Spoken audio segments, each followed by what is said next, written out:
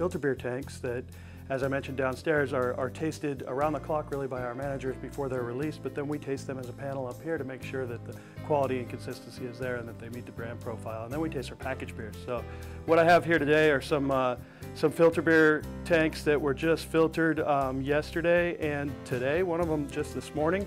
That's going to be the freshest one, the Budweiser, but these, a Busch Light, a Natural Light, and a Budweiser give you an idea of what fresh beer tastes like right out of the filter beer tank. We ship to St. Louis for taste analysis there from the key tasters in St. Louis, but we also taste it here, and it's really, this is our standard beer, this is what our beer should taste like, and we monitor that every week because we're really looking for quality and consistency of the Budweiser, that it tastes the same every day, and that all the breweries have beer that tastes the same every day. I'll show you also as I'm pouring, this is how we pour beer.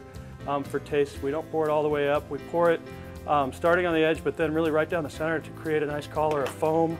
We want that foam to come up. We watch the bubbles come up. We look for a nice head of foam. A nice clean white head of foam is what we expect out of our beers, and that characteristic golden clarity. And then you swirl it a little bit to bring some of those volatiles up into the headspace, and you smell it.